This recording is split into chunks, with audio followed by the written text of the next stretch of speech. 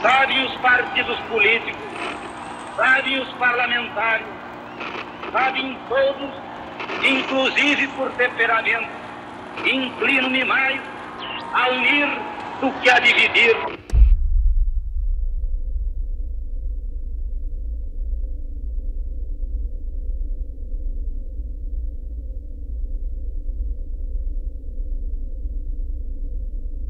Prefiro pacificar a acirrar ódio, prefiro harmonizar a estimular ressentimentos.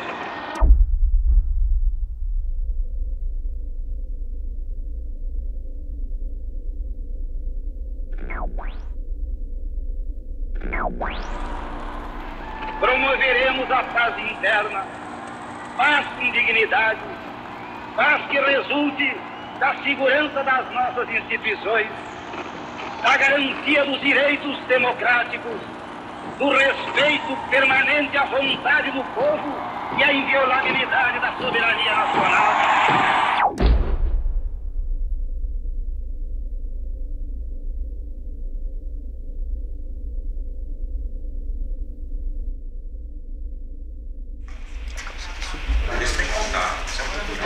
Albino Afonso foi ministro do Trabalho e viveu o governo João Goulart do primeiro ao último dia. Ele é um dos últimos protagonistas de um momento crucial da história brasileira. Tá rodando? Tá rodando. Atenção, silêncio, por favor. Vai, som, câmeras. Rodando. Rodando. Albino Afonso, take 1.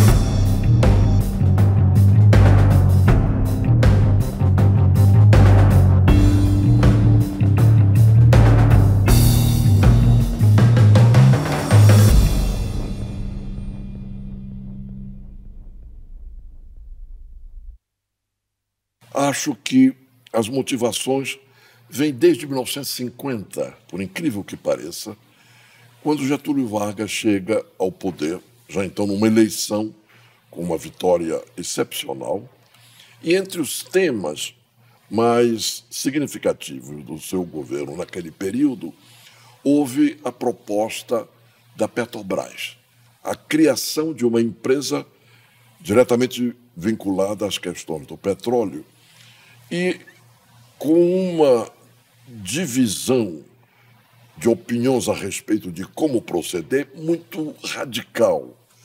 Havia a tese que nós sustentávamos, os nacionalistas, em favor do chamado monopólio estatal do petróleo, e uma tese que os setores mais conservadores e os interesses americanos optavam por uma saída privatista, capaz de permitir a participação do capital privado, nacional e, na prática, estrangeiro.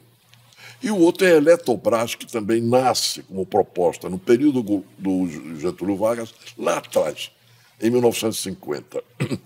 E esses dois temas, que foram muito polêmicos em termos da grande política, atravessam todo aquele período com uma enorme influência nas questões políticas e de maneira muito direta nas eleições. Uma visão nacionalista que implicasse necessariamente um limite à entrada do capital estrangeiro na economia nacional criava um choque maior. Então, do ponto de vista político, eu diria, para os Estados Unidos, o monopólio estatal do petróleo era algo que contrariava os seus interesses e, de alguma forma, então, parecia favorecer a União Soviética. Cresce a Petrobras, cujo holding de empresas já a situa entre as 10 maiores organizações mundiais. Seu crescimento, aliás, é um imperativo do desenvolvimento brasileiro.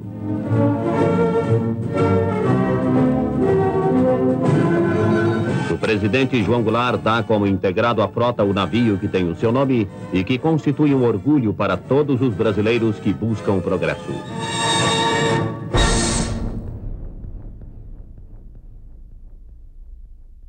Note que O presidente João Goulart, numa eleição que pela lei permitia uma chapa autônoma de candidato a presidente e candidato a vice, no caso concreto você tem a vitória de Jânio Quadros e a vitória de João Goulart como vice. Essa passou a ser o comando político do país. Num paradoxo absoluto, porque Jânio, que tinha tido uma história desde a juventude, no tempo de vereador, depois deputado estadual e prefeito da capital na primeira eleição, eminentemente nacionalista, absolutamente consagrado à tese do monopólio estatal do petróleo, etc. E tinha rompido com isso a partir de um certo instante, quando ele era governador de São Paulo. O Estado é mau patrão, foi a famosa tese dele. E estava na presidência com um vice-presidente com posição rigorosamente oposta. Era um paradoxo. Em 24 de agosto, quando às 3 da tarde, nós tomamos, de 1961, nós tomamos conhecimento da renúncia da maneira mais estranha, porque, eu me recordo, eu era líder do PTB. Passando por mim, pelo meu gabinete, dezenas de jornalistas correndo. O que houve? Jânio renunciou. E atenção, atenção, ouvintes. O senhor Jânio Quadros acaba de renunciar à presidência da República. O presidente enviou carta ao presidente do Congresso Nacional comunicando sua decisão de deixar o governo. Ausente do país o vice-presidente João Goulart, o presidente da Câmara dos Deputados, Sr. Ranieri Mazzilli, assume o poder nos termos da Constituição da República. Tão logo se toma conhecimento que o presidente João Goulart, estando em Singapura, estava já de volta da China, a posse transitória do Mazzilli, obviamente, era algo da norma constitucional, sem nenhuma implicação de maior monta que nos inquietasse. Aí os ministros militares se sentiram no dever, como eles próprios dizem, num texto que foi publicado em todos os jornais na época, explicando o porquê da decisão deles, que era em nome da salvaguarda da democracia, etc. E porque o João Goulart era um homem que tinha compromissos com os comunistas desde o tempo que tinha sido ministro do Trabalho lá no governo Getúlio Vargas, e outras acusações graves contra o presidente. Portanto, os militares não aceitavam a posse do Sr. João Goulart. Aí deflagrou realmente um processo político intensivo. E no Rio Grande, pela palavra do governador Leonel Brizola, a convocação ao povo do Rio Grande para garantir a posse de João Goulart. Num certo instante, pela palavra, eu diria, incendiária, o que Brizola passou a denunciar o fato perante o país, através de um programa de rádio que usou um mecanismo para ampliar a capacidade de difusão do rádio do Rio Grande do Sul, que ouviu-se no país inteiro naquela ocasião, o país inteiro. Sei que nós não temos poder militar, mas resistiremos com o nosso idealismo, resistiremos com a força das nossas convicções e com o amor que temos pelo bom nome, pela honra e pela dignidade da nossa pátria. Ele denunciando o fato e convocando o país a reagir e assegurar a posse de João Goulart. Eu diria, lembrando, que praticamente as forças políticas, portanto até a UDN, naquele momento aceitaram a posse de João Goulart com um respeito à norma constitucional. Esse é um primeiro instante que dá margem a que surja a hipótese do sistema parlamentarista como uma forma de transação. Ou seja, João Goulart não toma posse como presidente da República no sistema presidencialista, mas o faz como chefe de Estado no sistema parlamentar de governo.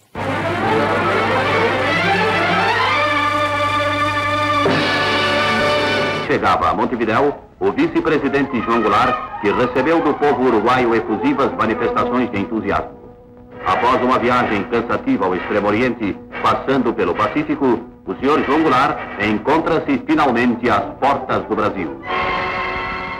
Este é o aeroporto de Brasília, fortemente guardado por tropas, presentes representantes da imprensa nacional e internacional, senadores e deputados.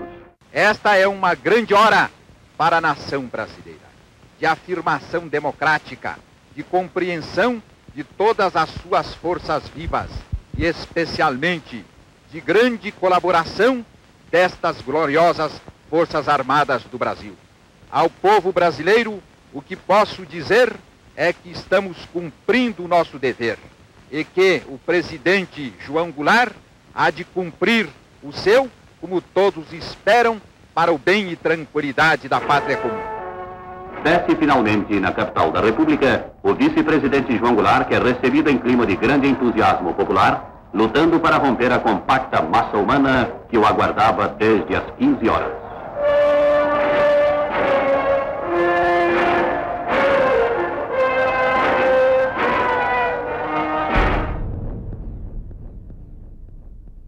Num certo momento, o presidente João Goulart me telefona. Era de madrugada, tentando saber o quadro. Eu dei o quadro, como estava, etc, etc.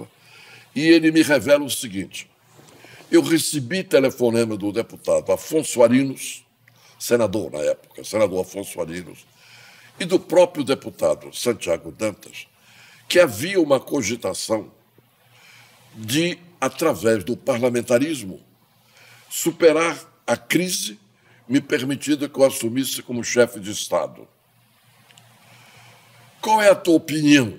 Ele usava o tu. Eu disse: presidente, eu sou parlamentarista por formação doutrinária, mas neste momento é golpe de Estado. E como golpe de Estado eu não aceito. Ele disse: bem, eu não estou assumindo nenhuma aceitação, mas eu quero que a bancada analise. Eu me mantive contra, liderando o PTB contra até o último minuto. Até o último minuto. A esmagadora maioria do PTB votou contra. O presidente João Goulart, perante o plenário de pé, presta o solene compromisso de respeitar a Constituição e defender o novo regime.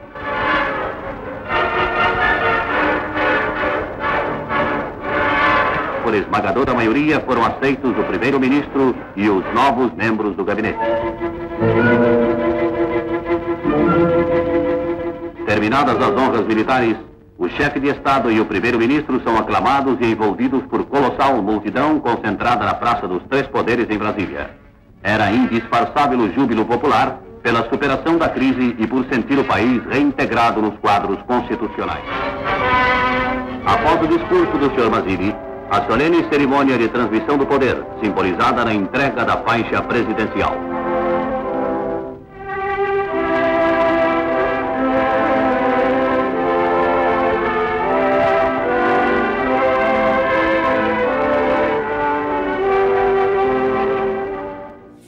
Esta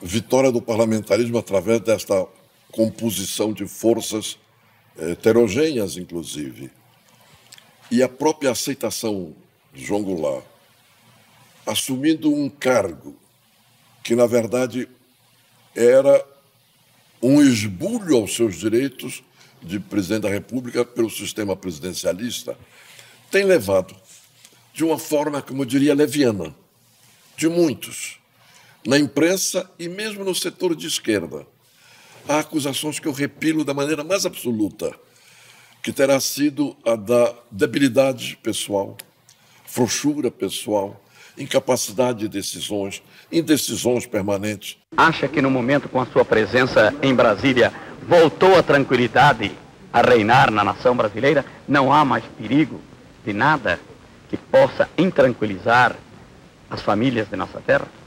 Bom, eu quando saí do Sul, ou melhor, quando saí do estrangeiro para chegar ao Brasil, a fim de cumprir com os deveres que me são impostos pela Constituição, trouxe no pensamento esse único propósito, de tranquilizar as famílias brasileiras e de fazer com que o país voltasse à sua tranquilidade, voltasse à lei, ao respeito, porque entendo que é somente dentro de um clima de tranquilidade, de paz e de respeito às leis que o Brasil pode atingir os seus objetivos.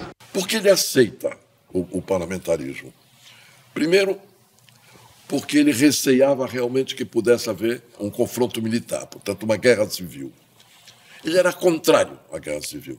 Eu me perguntei a mim muito o porquê. Bem ou mal, ele era herdeiro do Getúlio. Getúlio fez a grande travessia a partir do Rio Grande do Sul, na Revolução de 1930, à frente das Forças Armadas de lá.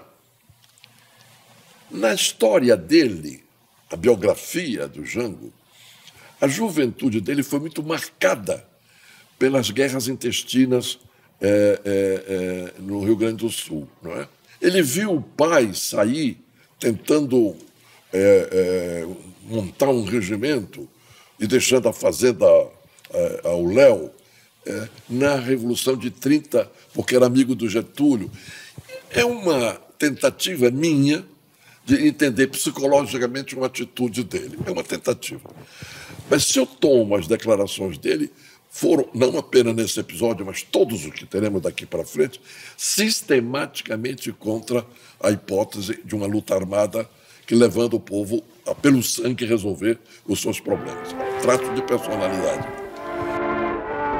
Vira-se mais uma página na história e o Brasil continua unido e soberano acima do tempo e das paixões humanas.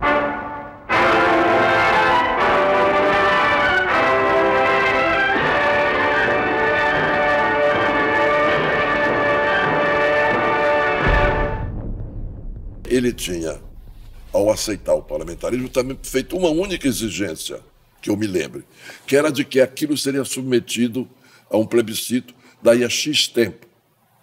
Mas ele passou a pleitear a antecipação do plebiscito, onde ganhou com 10 milhões de votos. Mas ele, ao assumir a presidência da República, ele vem com a bandeira do Plano Trienal, com objetivos básicos. A contenção inflacionária. Ele expressamente dizia, gradual, porém seguida. 2, uma contenção inflacionária sem impedir o processo de desenvolvimento econômico no limite do possível, mas não bloqueando. E 3, criando algumas reformas estruturais que condicionassem um desenvolvimento mais profundo. Problema. O plano trienal não previa com clareza uma política salarial. É tanto, não é tanto, ela era uma condicionante, eu diria melhor, ela era uma resultante do conjunto. Mas uma resultante que tinha como hipótese não ultrapassarmos aos 40%. Quer dizer, qualquer revisão salarial deveria ter mais ou menos esse patamar, 40%. Ora bem, eu acho que esse foi um dos nossos tendões de Aquiles. Há outros, mas esse do que eu vivi, eu era ministro do Trabalho, terá sido o mais grave. Porque a inflação já estava a galope. Por si, o governo Juscelino termina com 30%. Em seguida vem Jânio Quadros e tem aquela crise de uma dimensão que nos levou à beira de uma guerra civil. A inflação sobe, é inevitável que suba. Ao subir, quando João Goulart chega ao parlamentarismo, isso já andava a mais de 40%, 45%. Quando ele toma posse no presidencialismo, já tinha passado os 55%. Ora, com uma inflação de 55%, conter pressão salarial, só milagre. Então, estava já para ser deflagrada a greve dos funcionários públicos. Começo do governo. Começo que era determinado pela ida do Santiago Dantas, ministro da Fazenda, aos Estados Unidos para discutir o reescalonamento da dívida, que era vital para conter o processo inflacionário. Era vital. Bom, e se houvesse uma greve naquele instante, nós chegaríamos lá nas negociações já dizendo que ordem estão pondo, etc. Serviria de pretexto. Então era importante não haver a greve. Muito bom. Nós temos uma reunião, presidente, Santiago Dantas, ministro Celso Furtado, ministro do Planejamento, e este jovem ministro do Trabalho e Previdência Social. E o presidente pediu a opinião nossa sobre o pleito dos funcionários públicos, que era da ordem de 80%. Diz o Celso, veja, não é o fim, se houver, mas isso detonará inevitavelmente o ritmo das reivindicações salariais nesse patamar. E aí o presidente se dirige a mim. E tu, Almino, o que dizes? Não, presidente, eu vou dizer do meu ângulo.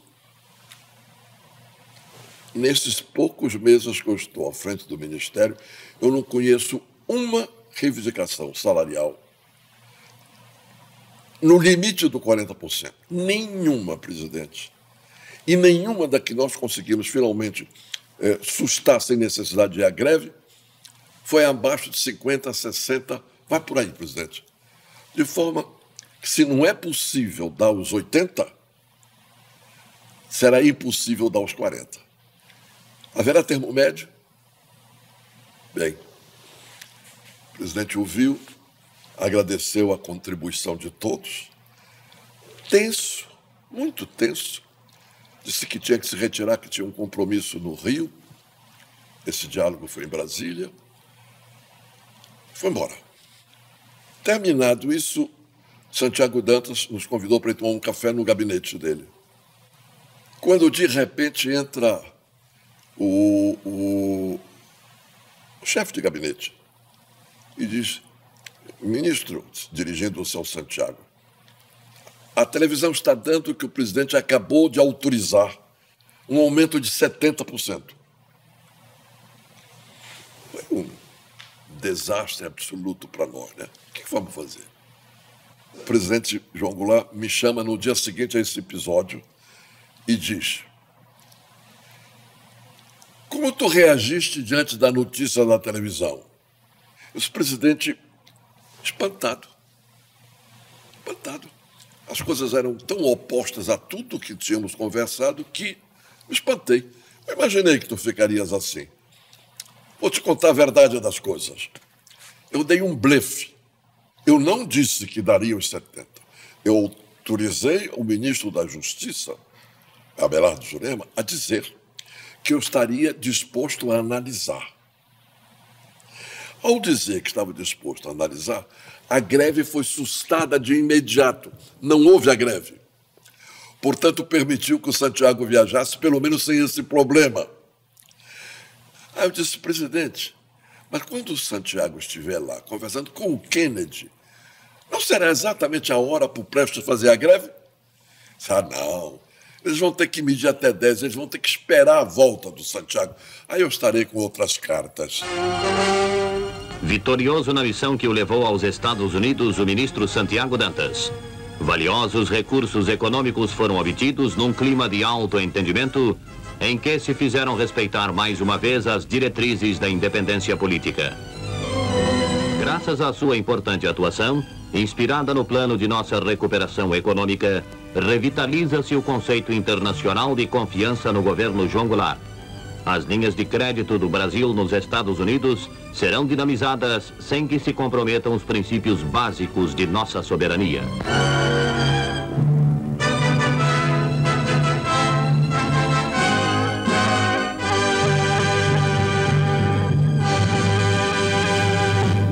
O Santiago foi um desastre total, né? Nós ficamos outra vez sem dar nenhum tostão de aumento. A nossa decisão oficial era não dar, até que isto vai num crescendo e as greves realmente vão se prolongando, multiplicando, até um instante e o plano trienal começando a fazer água, então o Ministério, já no apagar das luzes do primeiro Ministério, concedeu os 70%. Grande massa de operários concentra-se diante dos SAPs, aguardando a saída do chefe da nação, que é também o seu líder natural, como demonstra o carinho com que os trabalhadores o recebem. O 1º de maio leva o líder aos braços do povo.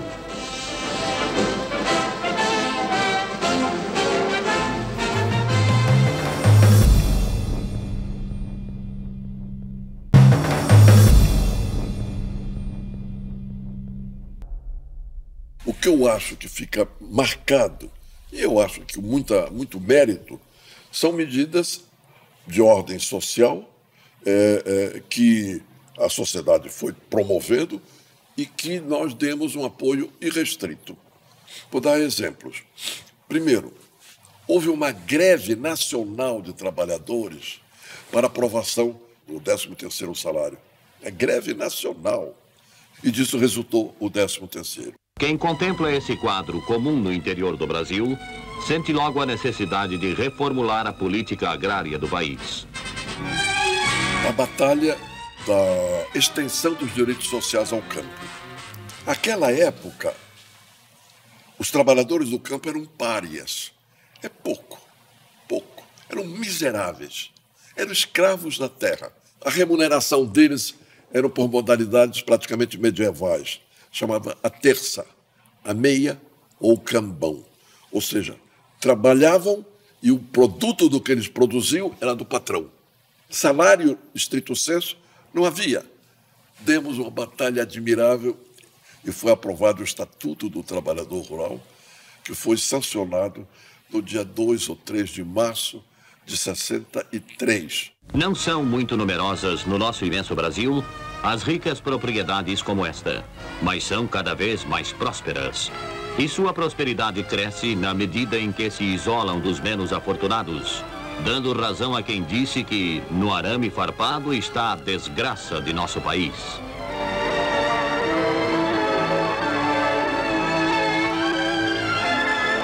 O homem do campo, esquecido e abandonado durante séculos, vê surgir no horizonte de nossa terra uma esperança de melhores dias. O outro é a batalha da reforma agrária, que é desse período intensíssimo. Os grandes proprietários de terra e os seus representantes, ou porque eram, talvez, também proprietários, ou porque eram apoiados politicamente por eles, ou por as ideias, tinha uma massa formidavelmente contra. No dia da votação, lá estavam as grandes figuras dos partidos grandes. Ulisses Guimarães, o grande Ulisses Guimarães, representando o PSD.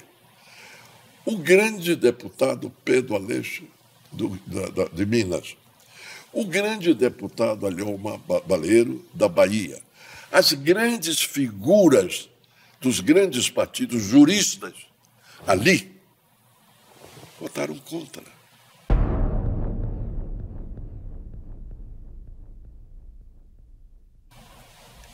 Eu olho para trás e digo, era quase inevitável o choque.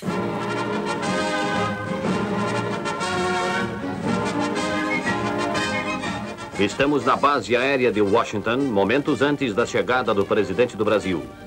Por uns dias, a atenção dos povos americanos esteve fixa nesta visita entre Goulart e Kennedy, principalmente porque ela vinha precedida de uma série de fatos novos e de uma incerteza a respeito da atual política externa brasileira. Comentários maldosos de alguns criaram uma expectativa até então inédita. Entretanto, ali estavam os dois chefes de Estado, juntos como sempre, para dirimir todo e qualquer comentário menos sensato. Havia um contraditório muito profundo de todos os ângulos, de razões econômicas. Os Estados Unidos quer participar da Petrobras, nós não queremos. Os Estados Unidos é contra a Eletrobras, quer ter ele próprio as suas usinas de energia elétrica, nos dando quando queria dar ou quando não queria.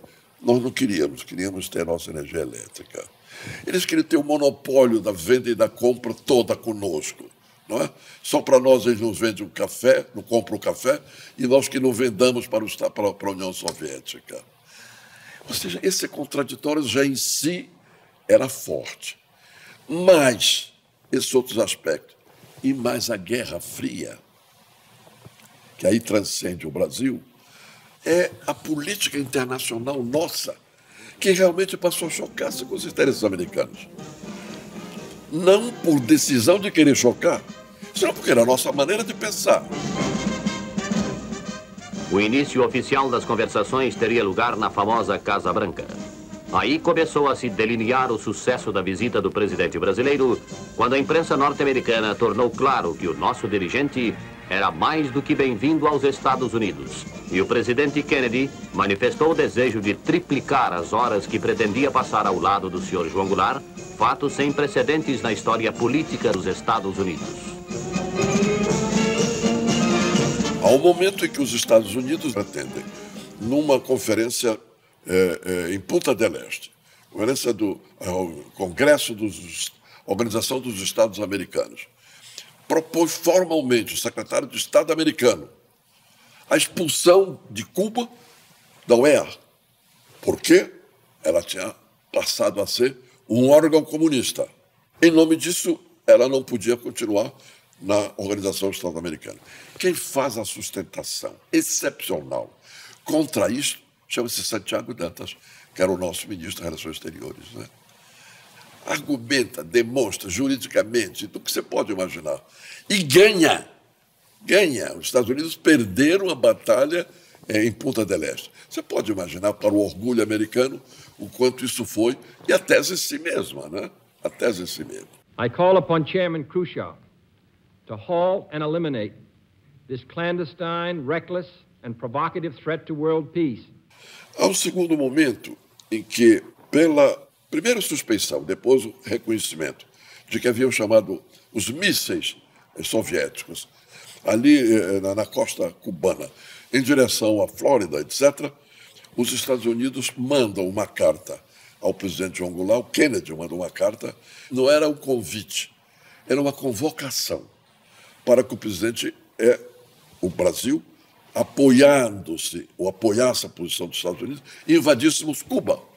Invadíssemos Cuba. Bom, coube ao Santiago elaborar a carta que poria o que foi ali a opinião dominante, unânime, na qual se dizia que o Brasil, baseado no princípio da autodeterminação dos povos, não tinha como intervir em que o país, fosse qual fosse, se organizasse como bem lhe parecesse.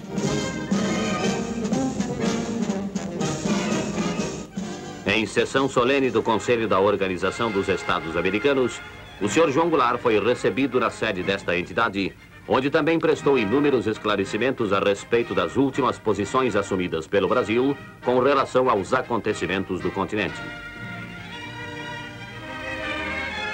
Mais uma, não me recordo precisamente a data, mas durante esse período em que Santiago Dantas é o ministro das Relações Exteriores, ele vai a uma conferência internacional na Suécia, creio, sobre o problema da criação de blocos militares, blocos militaristas. Eram, enfim, pactos militares. O Brasil se opõe a isso que os Estados Unidos queriam realizar. E a Aliança para o Progresso, eu fui representando o Brasil numa conferência interamericana da Aliança para o Progresso em Bogotá, e o meu discurso é um discurso que é um libelo contra a Aliança para o Progresso da forma como era.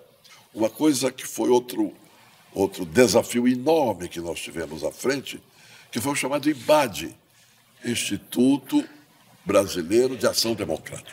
E nessa instituição, que depois foi se revelando cada vez mais audaciosa, com recursos imensos de empresários brasileiros e americanos.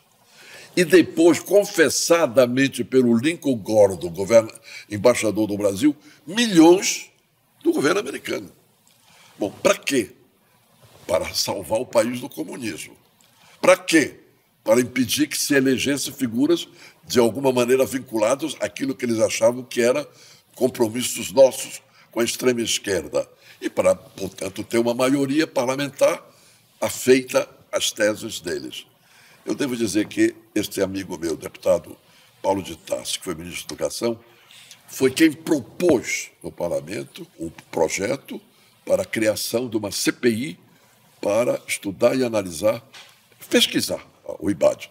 Foi uma coisa muito importante e o que se conseguiu demonstrar nesse trabalho é excepcional para provar até onde eles tinham chegado na tarefa de escavar as bases da nossa sustentação, não é? Uninvolved in the sense that we're unaffected by it.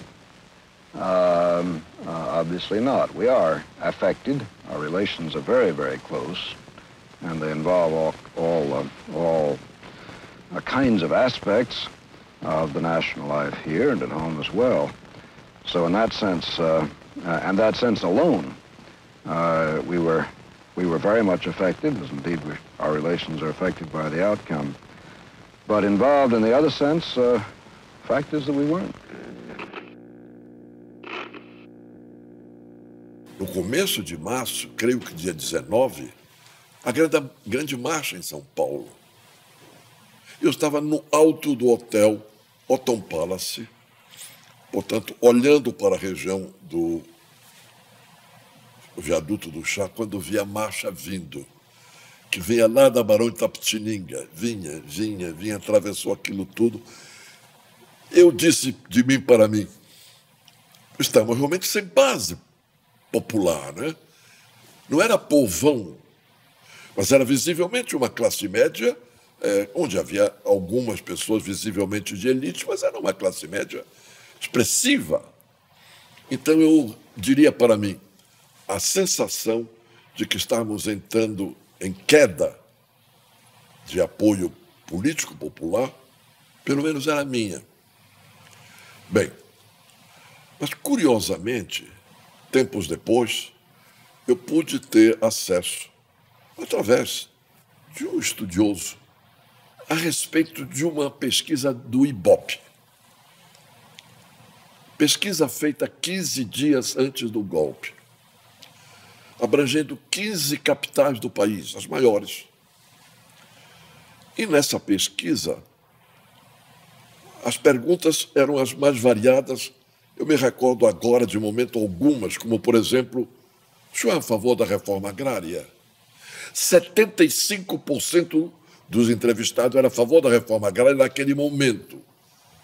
Quando o que predominava, se eu tivesse que me reportar à imprensa dominante na época, é de que isto era uma coisa de comunistas e, portanto, não correspondia a uma necessidade real do país.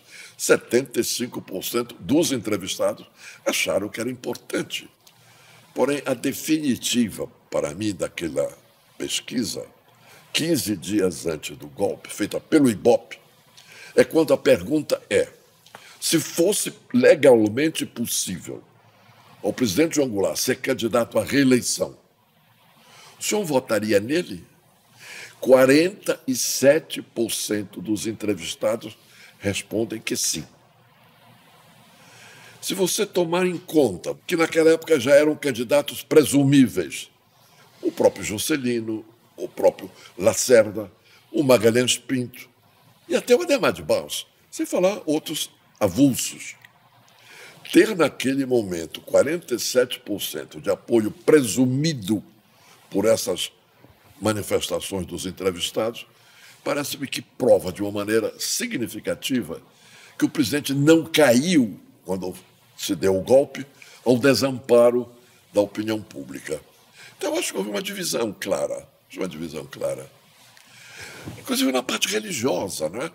Como não imaginar que uma parte importante da religiosidade no nosso país, eu acho que quase todas as religiões, mas na católica é classe média. Como em Belo Horizonte eu vi senhoras de classe média colocando sobre mim, como Paulo de Tarso, deputado, sobre o deputado Leonel Brizola, um terço batendo assim no rosto, como se estivesse nos exorcizando. Eu imagino que uma parte da classe média estava contra. Sei que os jornalistas constituíram uma das sentinelas mais avançadas nesta luta que empolgou todo o povo brasileiro no sentido da manutenção das leis, da ordem e da nossa Constituição. A todos os jornalistas, o meu abraço e a minha gratidão.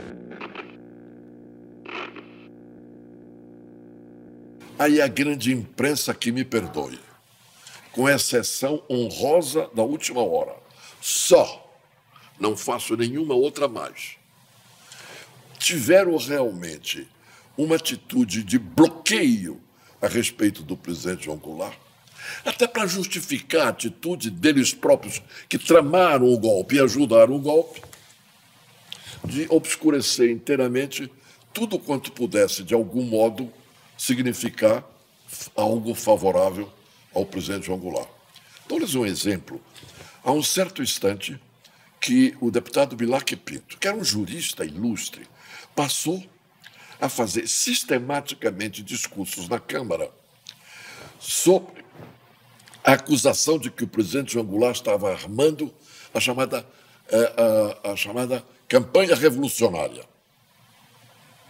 Era mais, o nome era algo assim. Algo que era um misto de guerrilha ou uma ação um pouco mais complicada, mas era algo sabidamente uma ação revolucionária. O presidente João Goulart. Quem conhecesse o presidente João Goulart de perto, imaginar ele próprio assumindo uma ação revolucionária era tão fora de propósito, mas deixemos de lado. Os principais jornais de São Paulo, do Rio de Janeiro, excluindo a última hora, de Belo Horizonte, do Recife, as manchetes de primeira página. Deputado Bilac Pinto denuncia o golpe de João Goulart. Bilac Pinto mostra onde o presidente está armando a revolução. Todos, manchete, até o Globo, que agora nos dá a alegria de saber que faz também o seu meia-culpa. Eu diria que foi antidemocrático profundamente. Porque quando você deforma a verdade, você desserve a história e desserve ao país.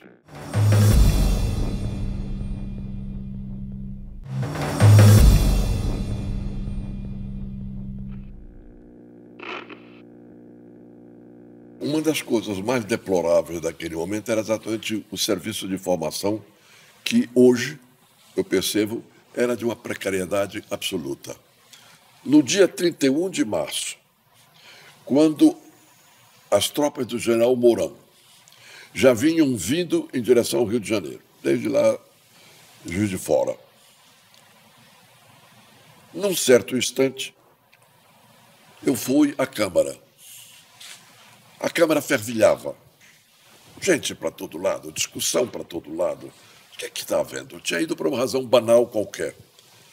A Câmara reunia-se habitualmente pelas tardes e com alguma frequência à noite. Pela manhã, nunca. Portanto, havia algo estranho. Entrei numa das rodas. As rodas confessavam. Começou o golpe. Outros, favoráveis, começou a revolução. Enfim, revelavam a marcha do general Mourão. Eu tinha estado em casa até ali, os jornais ainda não tinham dado nada disso, eu não sabia de nada. Voltei para casa e telefonei para o senador Arthur Virgílio Filho, que era líder do governo no Senado. Arthur, então você já ouviu isso que está acontecendo? Parece que as coisas estão se precipitando. O quê? Tentei resumir, mas eu não estou a par disso. Venha para cá. Nós morávamos perto. Fui à casa dele, ao apartamento. Eu falei, vamos ligar para o presidente. O presidente estava no Rio, no Palácio das Laranjeiras. Ligou. Eu fiquei ouvindo tudo, claro, com o consentimento do Arthur, na extensão telefônica. Presidente, está aqui o Almino me contando o quadro que acaba de ouvir no parlamento, na Câmara, a respeito da marcha do general Mourão, etc., etc. E como eu vou ter que falar necessariamente sobre esse assunto no Senado, eu estou lhe telefonando para pedir as suas instruções. Ilustre presidente João Goulart, meio-dia do dia 31 de março de 64. Arthur, isso tudo é fantasia da oposição. Ficam criando um quadro de alarme para ver se nos tiram do controle da situação, etc. Absurdo isso. Passava pela proximidade ao gabinete dele o general, que era o chefe da Casa Militar. Eu tenho tanta má vontade com esse cidadão que sempre que eu quero dizer o nome dele eu esqueço.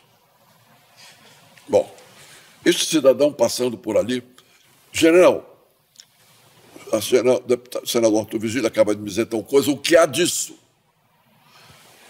General, chefe da Casa de Missão, presidente, não há nada. É um movimento de tropa, de rotina, que se dá no Exército. Não há absolutamente nada. General, não há nada. Nada, presidente, estou lhe dizendo. Tu ouviste, Arthur? Ouvi, presidente. Pois é, não há nada. Eu não posso dizer, seria injusto, leviano, que o general Assis Brasil tenha, de alguma maneira, contribuído para um desfecho negativo. Seria uma acusação irresponsável. Mas que eu posso dizer que ele era de uma incompetência absoluta, eu posso. Porque de meio-dia, não saber ainda um fato que já vinha vindo desde a madrugada é inacreditável. E mais, a hora que o presidente Goulart foi formalmente comunicado que a marcha do general estava chegando às portas do Rio, foi às 6 da tarde do dia 31.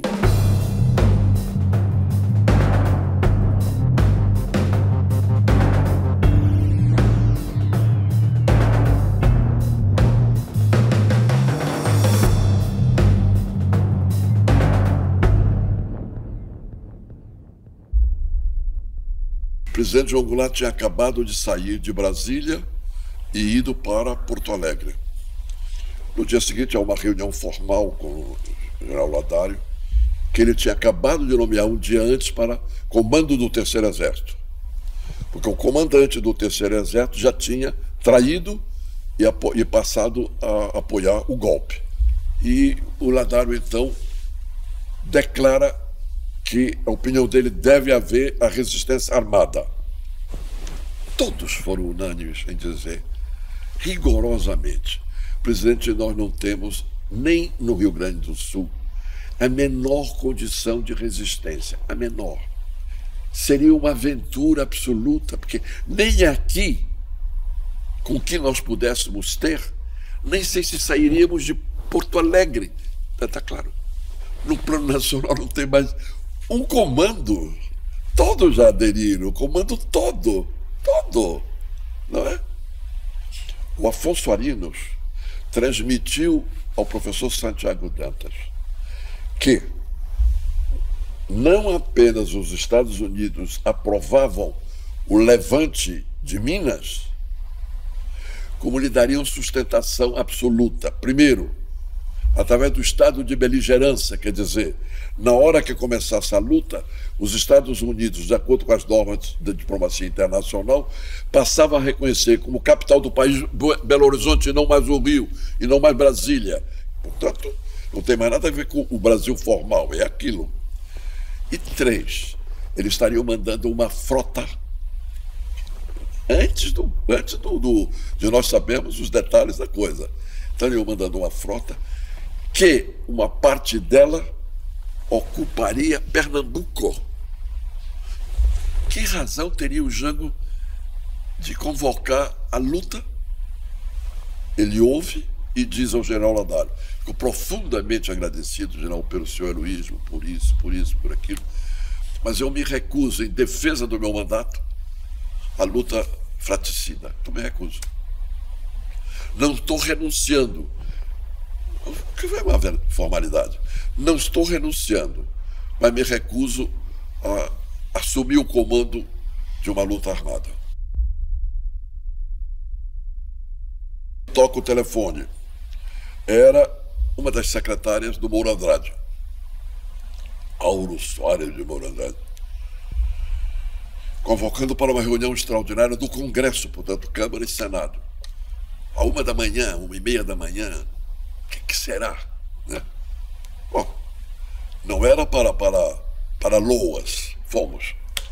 Agora ele não tardou muito, Congresso lotado, e ele começa um discursinho. Discursinho horroroso, de poucas linhas, que está publicado em tudo quanto é livro daquela época, ou depois publicado, o que ele diz. O senhor presidente da República deixou a sede do governo. Deixou a nação acéfala.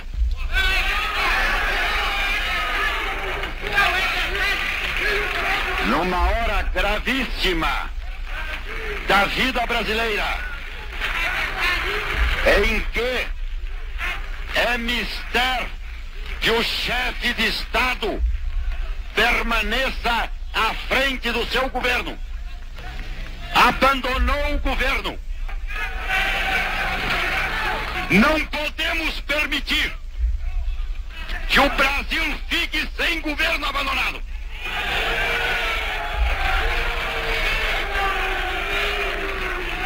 Há sob a nossa responsabilidade a população do Brasil, o povo, a ordem. Assim sendo, declaro vaga a presidência da República.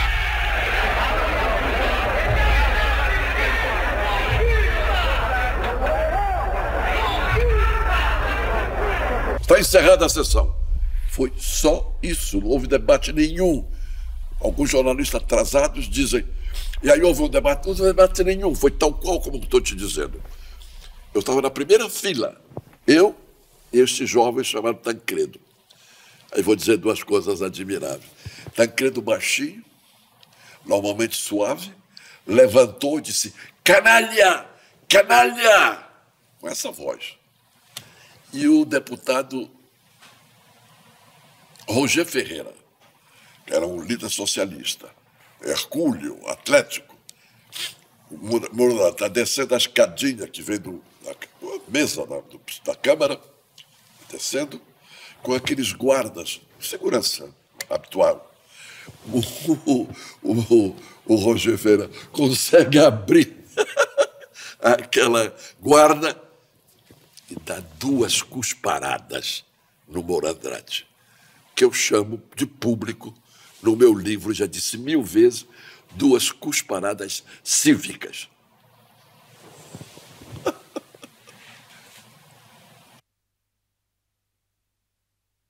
Como conseguiram, por que conseguiram demonizar o Jango de tal forma como o comuna? Eu digo, para derrubá-lo, para objetivamente ter condições de dizer derrubamos um governo democraticamente eleito porque ele é um comuna. Porque não havia nenhum argumento para dizer que era. Nenhum. Uma coisa que muito me espantou na hora do golpe foi a coesão militar. A coesão. Desde 1950 até aquela data do golpe. E a rachadura no meio das Forças Armadas era uma constante. Pelos mais diferentes temas. Não é? No período Getúlio, há uns que queriam defender o Getúlio, outros que queriam matar o Getúlio, não é verdade? No período Juscelino, uns queriam impedir que ele pudesse ser candidato, outros queriam que ele pudesse ser candidato, não é verdade? Na chegada do Jango, não deixa tomar posse, ou seja, uma constante, desde o Getúlio, de repente, por milagre, uma unidade absoluta. Então eu me pergunto, mudaram-se os fatos e permitiram a unidade absoluta? E se mudaram, o que foi tão forte capaz de uni-los? Hoje eu estou convencido que foi a venda que os Estados Unidos conseguiram dar às nossas lideranças militares do risco comunista e que era importante conter. E os únicos que podiam conter era realmente um sistema militar. Não tem outra para mim hoje. Claro que tem a ação dos setores sociais contrariados pelas medidas de governo, ou as tentativas. Estatuto do Trabalhador Rural, isso, aquilo. Eu não estou dizendo que isso não pesou, pesou. Mas eu acho que não nos levaria a um golpe de 20 anos, doutor, 21 anos. Né?